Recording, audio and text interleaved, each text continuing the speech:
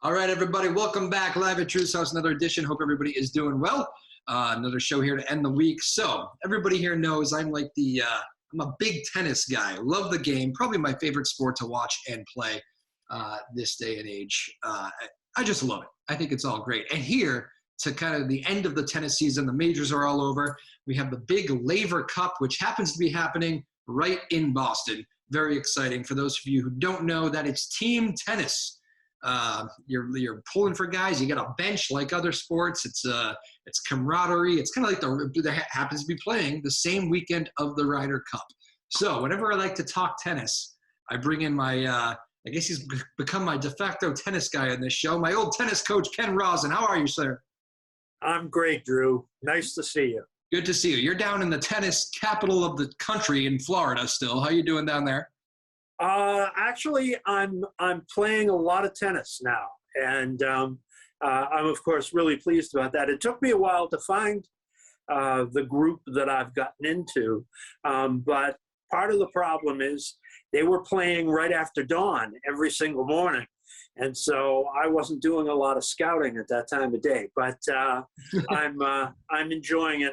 I'm still looking for a spot to do some more coaching. And hopefully I'll be able to find that pretty soon. Real quickly, just remind people, because you put together right before the pandemic, you had quite a thing going there, Cape Ann League domination. Tell everybody where you coached and what you guys were doing. Well, the second team I coached was in the Cape Ann League, and it was Manchester Essex, the girls' team in Manchester Essex. And I suppose it's appropriate for me to say something like this at this point, but our first season, we lost 2 league matches, and we never lost another one for 4 years. Wow. And in 2018, we were state champions. The sad part is, after that, along came COVID, and unfortunately, while we were in a position, in my opinion, to repeat, we never get a chance to. What is that like, knowing that you have a team that could win a state championship and watching a pandemic wipe out a year? That must be kind of heartbreaking. Well, it was a disappointment, but it was a big disappointment. But there are so many things that can go wrong during a season that really to point at any one thing and say that's the reason we didn't win another championship is probably a mistake. I mean, you can have a key player take 2019 without mentioning any names. We lost to the eventual champion 3-2, and I had a player who had a fever of like 102 the day before, and they were okay that day, but they weren't themselves, and so we lost a match that we probably should have won under normal circumstances, and we would have had the repeat right there. So I'm not accurate in saying we missed the chance to repeat because of COVID. We missed the chance to repeat, and then we missed the chance to repeat again because of COVID.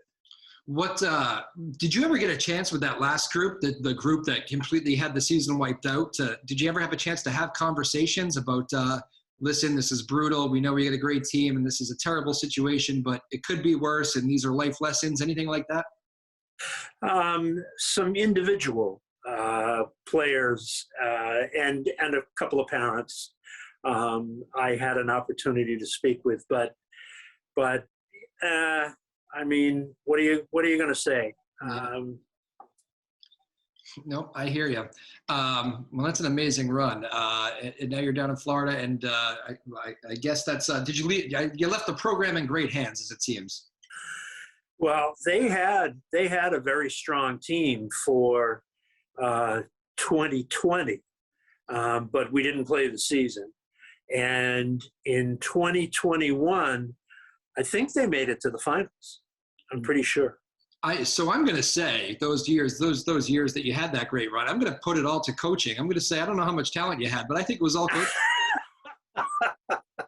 It's all about the players. The coach can tweak things here and there, but the whole thing is about the players. Oh yeah, Mr. Modest. I wouldn't have expected anything other than a big laugh. That was good. Okay.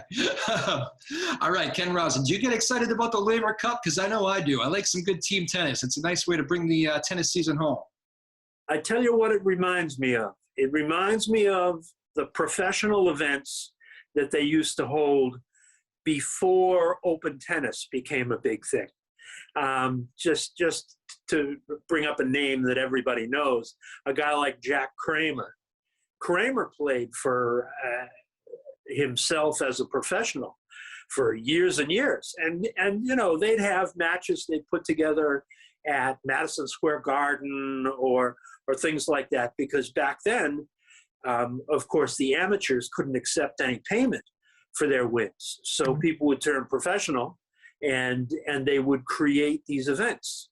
And Lavender Cup is, I think, a very good example of what they used to do, which is an opportunity to put together an event for the fans and for the professionals to be able to earn a few dollars.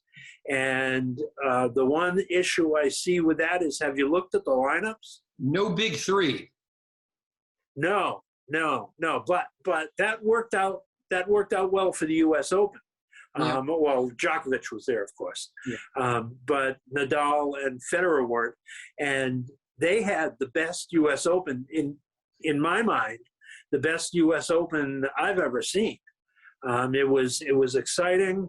The qualifiers actually made a difference. I mean, one of them ended up winning the tournament. Yeah. So my point is, I guess, that not having the big three doesn't necessarily doom an event to a second tier. But if you look at the lineups for these two teams, the absence of really strong, dominant American players becomes very obvious, because three players on the European side, Medvedev, Berrettini, and Zverev, the German, they're all at the very top of their game. Yeah. And while the other team is certainly very strong, that was your dog, not mine. That was mine. The listeners know by now. They've met Mookie and Henry. Anyway, while the other side is very strong, of course, the Europeans have quite an advantage. Yeah, it is. It's an interesting match. Again, those are all guys who have won titles this year on the European side, and it is a great group. I'll talk more Lavender Cup in a second, but since you just led me there, American tennis, the women have been, you had Serena for such a long time, and the women have had a lot of good American showings. The men, not so much. And I wonder, I'm thinking tonight, like here in Boston, it's a beautiful fall night. I drive by my courts in Danvers, beautiful fall night. And I'm not seeing anybody on them, Ken. I'm worried about the game here in the United States. Where are the kids playing tennis? Come on. I like to teach it. I'm trying to get kids out there. Well, teachers are the first line, grassroots teachers who teach kids to love the game, because it's not an easy game to learn on your own. Yes, you can get out there and paddle the ball around, but that's not really playing tennis. What you need is grassroots teachers who promote the game, and then you need events like the U.S. Open to interest everybody with great competition, like what they had this year. In order to go the other direction and agree with your worrying, I do have concern about men's tennis, and not so much women. I think women's tennis is going to prosper and continue to grow. But if you look at high school and the men's tennis teams, I mean, it's not like the women's tennis teams. It's not as competitive. And I'll say this about high school tennis too, is there are some conferences that really don't support tennis. It's something they do because it's a way to get more students out there as student athletes, but they don't really support it. Well, the reason I was in the Cape Ann League is because they were a conference that supported tennis, and I went there on purpose because I was concerned about that. And in Manchester and Essex, they do have a lot of tennis interest. Yeah. And it's so interesting too, because like you talk about, let's take like golf, for instance, right? What's considered the other, country club sport, but it's completely different. Like if you want to play tennis, and people think it's like this massively expensive sport, and yes, it can be. You want to join a club and you want to play in the winter and get lessons. It can be expensive. I get that. But what you really need to play tennis is a tennis racket and a can of balls, and go down to your public courts and play. Hit around with a friend. That's what you need to play tennis. You're right. It could be very inexpensive. I don't spend a lot of money playing tennis, and yet I play 3 or 4 times a week. I could play every single day if I wanted to. Yep. And I have friends who I play with, and it's decent quality tennis too for old guys. Yeah, I know. You're playing every day. Better man than me. Jeez. Well, we're going to get on the Ken Rawson fitness plan. Jeez, I can't go every day these days, let me tell you. It's not the case that I'm there every day. I do take days off. It's a great workout. I'm trying to groom my cousin. My cousin's giving me a good run for my money these days. It's always nice when you can find a good playing partner and roll. It's fun. It's a great game. The biggest thing for us down here is the humidity. Yeah. When I was watching the U.S. Open, the announcers came on and complained about the humidity, and they said the humidity was 47%. And I said to myself, are they kidding? And I looked up the humidity on the weather report right that minute here in Florida, and it was 80%. Man, that's different living. I know it. I know it's tough. Those balls will carry a little bit there, right? Balls carry fire don't try to lob in the humidity, or do they knock it down? I forget. I think the humidity brings them down. Brings them down. Oh yeah, that makes sense. Yeah. In the altitude, that's where you get the pop and serve. So that makes sense. Altitude. No, we don't have any altitude here. The highest building in town is probably 15 feet above sea level. There's that tournament overseas, the clay court tournament, and those big servers were they could not be broken. The altitude was just making the balls fly off the racket. It was almost comical. Talk about serve bots. Well, that's another thing. I mean, you've got people, and there are 2 of them on the world team for your Lavender Cup event. Isner and Opelka. Yeah. These guys are both 7 feet tall. Yeah. Well, Isner's 6'9" or 6'10", and they can serve the ball flat. You and I can't do that. We're not tall enough, but they are. It's true, and I don't believe there's any altitude in the Boston Garden, so I think we'll be okay with that. No, 10 feet above sea level is probably good for Boston Garden too. Again, we're joined here by Ken Rawson, my old tennis coach, a great tennis instructor here in the Boston area for so many years, now down in Florida. But Ken, when you talk about these tournaments like this, it's a different mentality, right? I mean, team tennis, it's such an individual sport. All these guys are groomed to be your own brand. It's a game where you're usually out there all by yourself. You can't even get coached during matches with these new rules. But this is different. This is a team match. You got teammates cheering you on. It's more of like a basketball game almost. Give me the differences in your mind, biggest differences between this regular tennis and team tennis.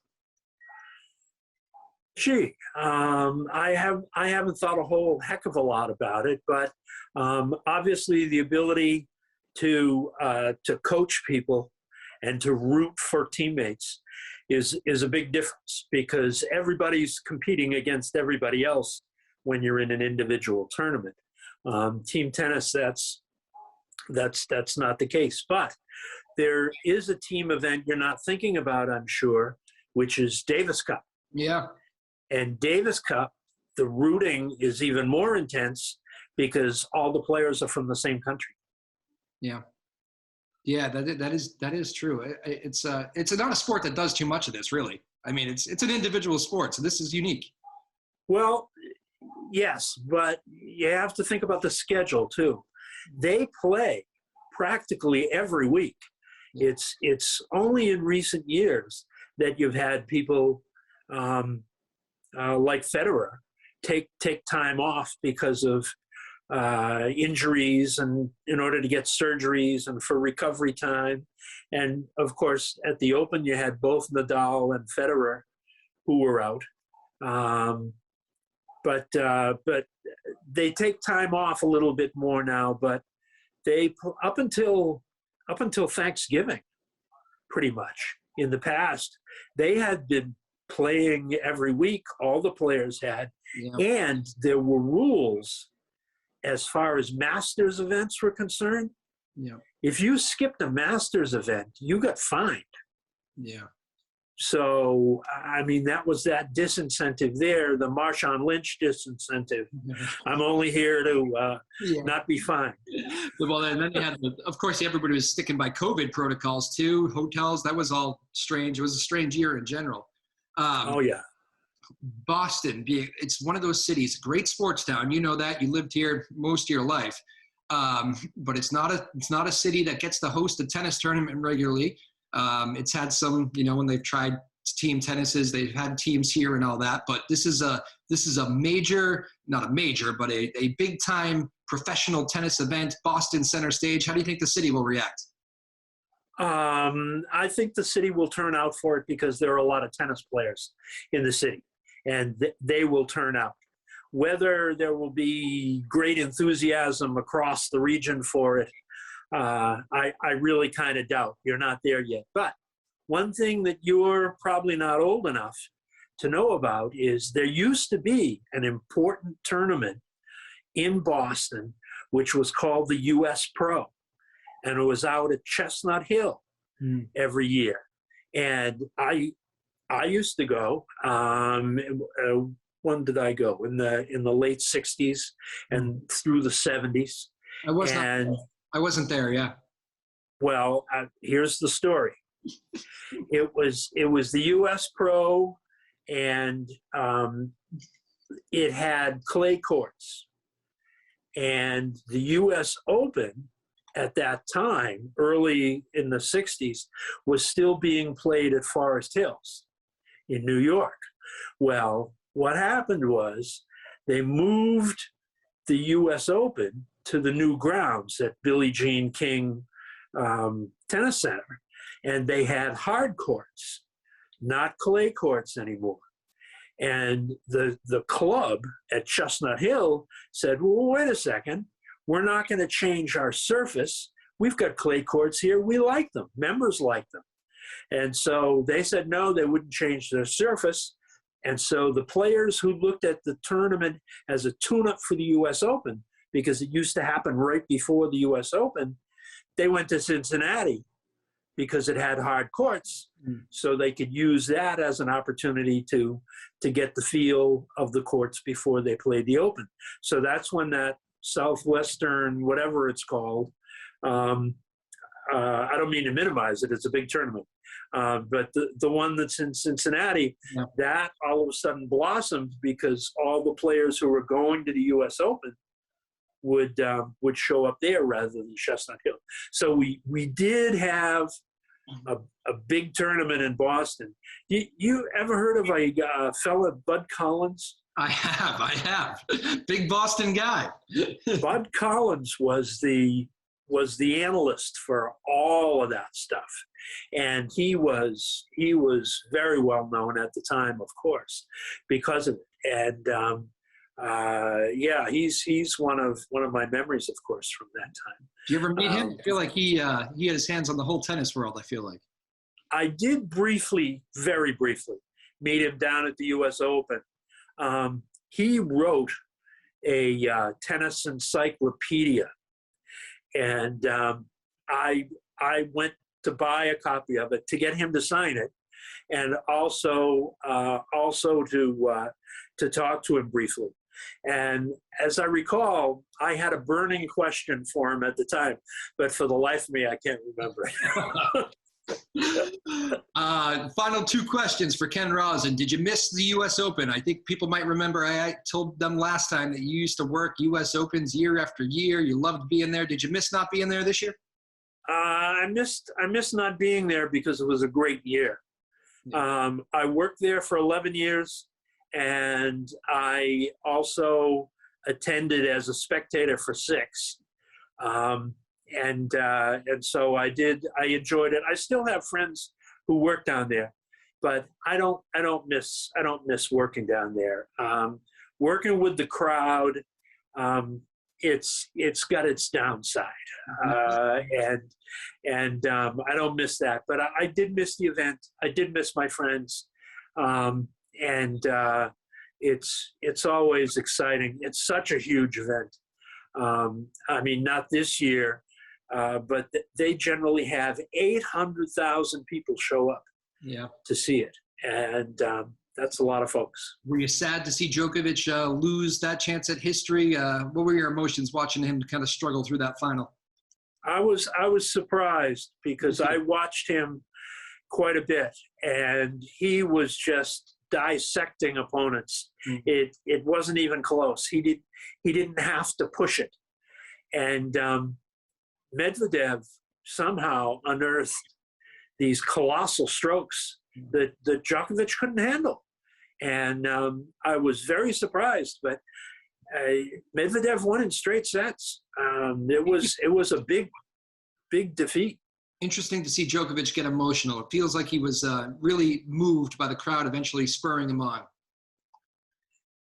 I have thoughts about that differ.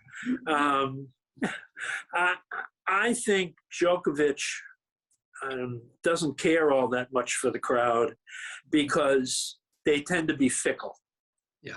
And he doesn't care much for that, but he tries to be nice to them. And so I think that's what you saw was him trying to be nice to them. The emotional part, I don't know. But yeah, I think he dislikes the fickle nature of the crowd. Plus, I'll add one more thing. There was some discussion. I think Mortoglu was mostly at the root of this, but there was some discussion that they didn't know the crowd was saying rude. Yeah. I don't believe that. I don't believe that either. I don't believe it. I don't either. Who knows? I don't know.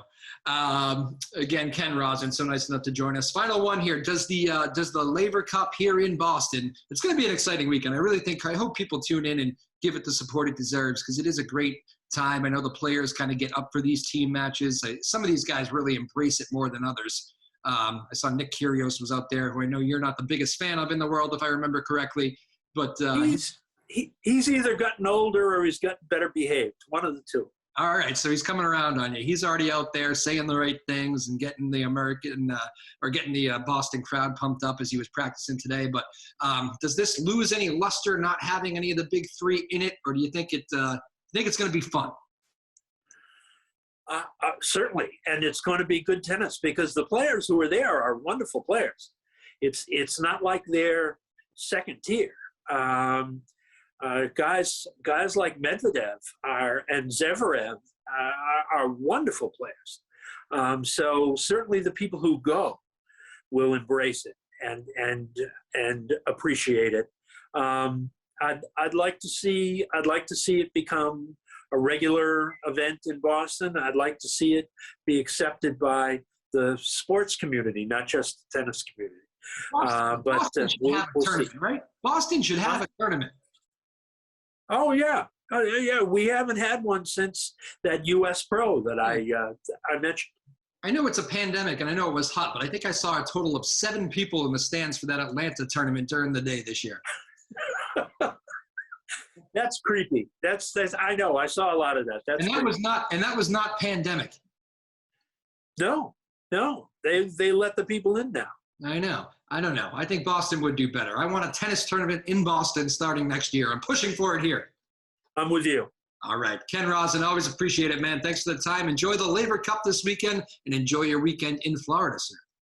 Thank you, Drew. Great to see you.